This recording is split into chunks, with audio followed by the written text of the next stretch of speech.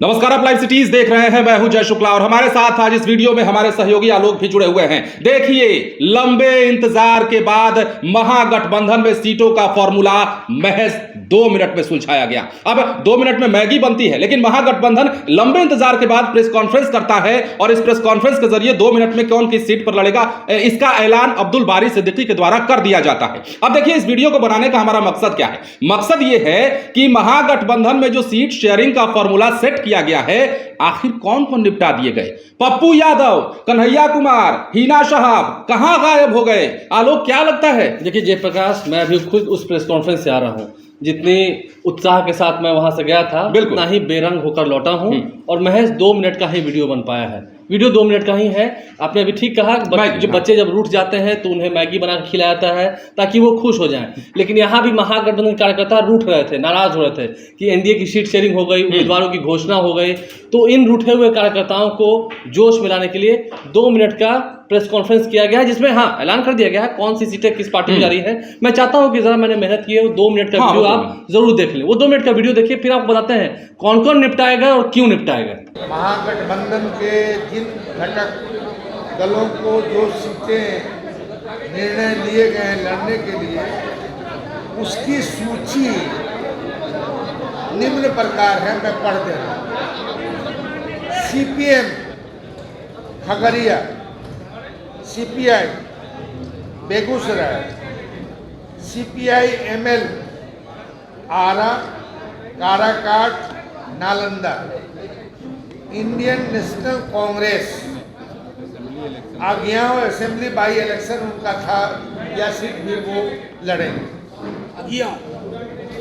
Indian National Congress Kishanganj, Katihar, Bhagalpur, Muzaffarpur, Samastipur, West Champaran, Patna Sahib, Sasaram, Maharajganj. Rashtriya Janata दल गया, राष्ट्रीय जनता दल गया, नवादा, जहानाबाद, औरंगाबाद, बक्सर, पाटलिपुत्र, मुंगेर, जमुई, बांका, वाल्मीकि नगर, पूर्वी चंपारण, शिवहर, सीतामढ़ी, वैशाली, सारण, सीवान, गोपालगंज, उजियारपुर, दरभंगा, मधुबनी, झंझारपुर, सुपौल, मधेपुरा, पूर्णिया, अररिया, हाजीपुर। तो 2 मिनट का वीडियो आपने देख लिया है। अब्दुल बारी सिद्दीकी ने सभी सीटों पर फैसला लिया है। एक अज्ञाओं में जो उपचुनाव होना है, वो सीट भी वापस लेफ्ट पार्टीज को चली गई है, जिनकी वो सीट थी। जिनकी वो सीट थी उन्हें वापस चली गई। अब देखना होगा कि वो फिर से वहां पर चुनाव किसे लड़ाते हैं। वो खैर लेफ्ट पार्टीज की बात है। तो ऐसे में अब आपने कहा निपटाने की बात तो सही है। 3 नेताओं को निपटा दिया गया जी। पप्पू यादव पूर्णिया से, मीना भारती ही चुनाव लड़ेंगी कंफर्म, और अखिलेश सिंह भी, क्योंकि उस पीसी में मौजूद थे, प्रेस कॉन्फ्रेंस में मौजूद थे अखिलेश प्रसाद सिंह, जो कि कांग्रेस के प्रदेश अध्यक्ष हैं। तो अब तो खैर ये भूल जाइए कि कांग्रेस का टिकट भी खैर मिलना है, क्योंकि ये बात भी नहीं हुई है कि कोई फ्रेंडली फाइट होना है। कोई फ्रेंडली फाइट नहीं होना है। पप्पू यादव अब क्या करेंगे अब वो जाने, क्योंकि वो कह रहे हैं मैं जीऊंगा पूर्णिया में, मेरी अर्थी उठेगी पूर्णिया से, और जो भी कुछ वो कह रहे हैं। और अभी से ठीक कुछ देर पहले तो उन्होंने ट्वीट भी किया और कहा कि राहुल गांधी को पीएम बनाना है, कांग्रेस के टिकट पर चुनाव लड़ना है, कांग्रेस टिकट पर चुनाव लड़ना है। लेकिन ठीक है, अखिलेश सिंह वहां बैठे हुए थे, उन्हें कहना चाहिए था कि हाँ पूर्णिया की सीट पर फ्रेंडली फाइट होगी, पप्पू यादव को टिकट दिया जाएगा। ये सब कुछ बातें नहीं कही। हालांकि जब पप्पू यादव का सवाल भी पूछा गया तो मनोज झा वहां मौजूद थे, आरजेडी के सांसद है, वरिष्ठ नेता है, उन्होंने कुछ जवाब नहीं दिया, गोलमोल जवाब करके फिर ज्यादा सवाल भी आज नहीं लिए गए। तो ऐसे में पप्पू यादव निपटा दिए गए। कन्हैया कुमार पिछली बार सीपीआई से लड़ रहे थे, बेगूसराय से। आरजेडी से उस वक्त वहां तनवीर हसन चुनाव लड़ रहे थे और गिरिराज सिंह लड़ रहे थे। गिरिराज सिंह इस बार फिर से चुनाव लड़ रहे हैं। पिछली बार वो जीत गए थे कन्हैया कुमार से, लेकिन कन्हैया कुमार को उस वक्त सीपीआई से टिकट मिला था। काफी रोमांचक मुकाबला, लेकिन कन्हैया कुमार हार गए, गिरिराज सिंह जीत गए, केंद्र में मंत्री बने। इस बार वो सीट फिर से सीपीआई को चली गई है, लेकिन इस बार कन्हैया कुमार चर्चा में भी नहीं है। नहीं, बेगूसराय में वो लड़ना चाहते थे, लेकिन बेगूसराय की सीट कांग्रेस को नहीं मिली है। कन्हैया कुमार इसके अलावा नवादा लड़ना चाहते थे, नवादा की सीट भी आरजेडी को चली गई है, श्रवण कुशवाहा वहां से उम्मीदवार है, तो ये बात भी तय है। तो कन्हैया कुमार भी निपटा दिए गए। कन्हैया कुमार पर भी कुछ नहीं हुआ, कुछ फैसला ही नहीं हुआ, कोई चर्चा भी नहीं हुई। ना पप्पू यादव पर कोई चर्चा हुई, ना कन्हैया कुमार पर चर्चा हुई। मुकेश सहनी का भी खूब चर्चा था, मुकेश सहनी की भी चर्चा खूब थी कि झंझारपुर से लड़ेंगे। देखिए अभी भी इफ बट है, अगर मुकेश सहनी की बातें हो जाती हैं तो देखना होगा कि 1 या 2 सीट पर मुकेश सहनी की बात होती है नहीं, कंफर्मेशन जब तक, क्योंकि जब तक कंफर्मेशन ना हो जाए हम कैसे इस औपचारिक ऐलान मान लें। आज तो कोई जिक्र नहीं किया गया, तो मुकेश सहनी का भी अभी पत्ता साफ ही दिख रहा है, अभी तक नहीं दिख रहा है। आगे हो जाए तो अलग बात है, राजनीति संभावनाओं को खेल है। हिना साहब आरजेडी सिवान ही लड़ेगी, सिवान में आरजेडी ही चुनाव लड़ेगी, ये बात भी तय है। महाराजगंज की सीट दे दी गई है। अब देखिए महाराजगंज की सीट प्रभुनाथ सिंह चुनाव जीते थे, उपचुनाव भी हुआ था उस वक्त भी प्रभुनाथ सिंह चुनाव जीते थे, प्रभुनाथ सिंह वहाँ सांसद रहे हैं। रणधीर सिंह उनके बेटे हैं, उन्हें टिकट दिया गया था 14 में 19 में, दोनों बार वो हार गए।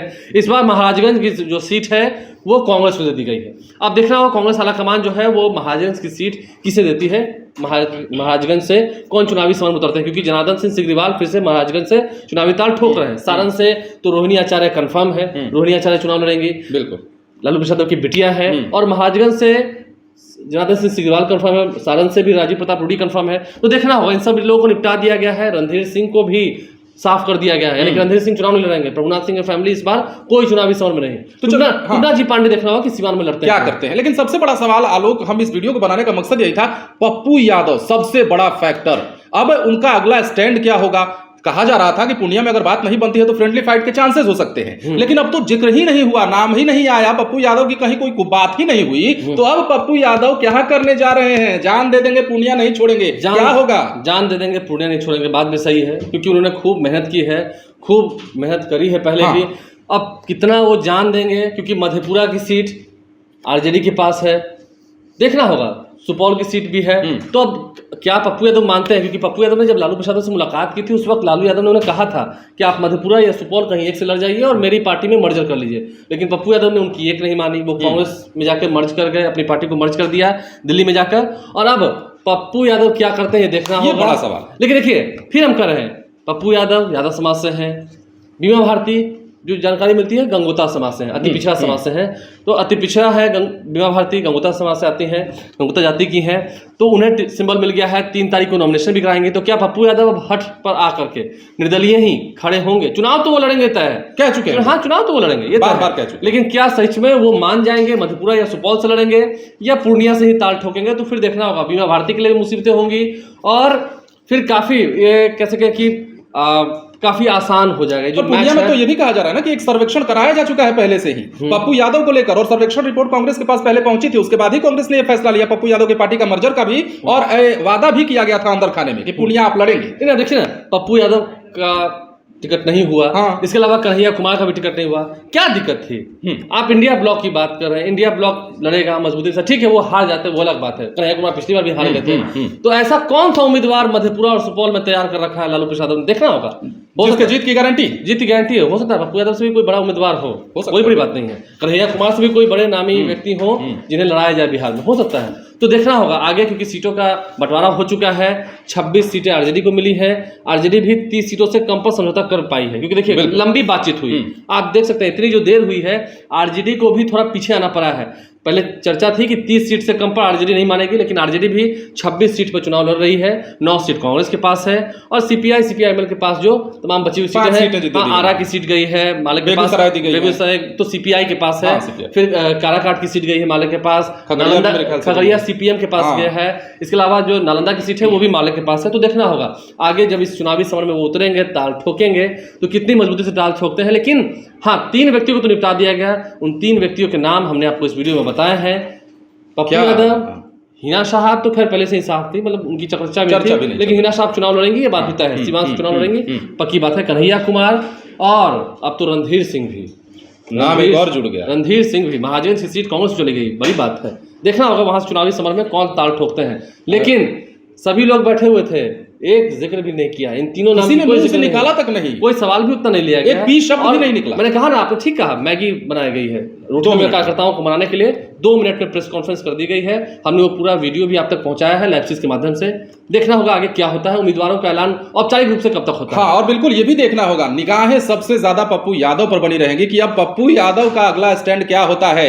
हिना साहब की तो चलिए चर्चा हो ही रही थी, अब पप्पू यादव, कन्हैया कुमार, चलिए बेगूसराय कन्हैया कुमार ने नहीं लड़ा, लेकिन पप्पू यादव जिस प्रकार से पिछले कुछ दिनों से अड़े हुए हैं, कह रहे हैं कि पूर्णिया नहीं छोड़ूंगा, जान भले ही दे दूंगा, तो अब पप्पू यादव चूंकि वार्तालाप से भी बाहर बाहर हो गए हैं तो अब उनका अगला स्टैंड क्या होगा। बहरहाल खबर हमने आपको यह बताई है, महागठबंधन में सीटों का फॉर्मूला सुलझ चुका है। 26 9 और 5 पर सहमति बनी है। इसमें कांग्रेस के खाते में 9 सीटें, हालांकि डिमांड पहले से काफी ज्यादा चल रही थी और इसी को लेकर जिस बरकरार था। लेकिन अब चूंकि सब कुछ फाइनल हो गया है तो निगाहें सिर्फ और सिर्फ पप्पू यादव पर। बने रहे लाइव सिटीज के साथ। यदि अब तक आपने हमारे चैनल को सब्सक्राइब नहीं किया है तो सब्सक्राइब कर लीजिए। धन्यवाद।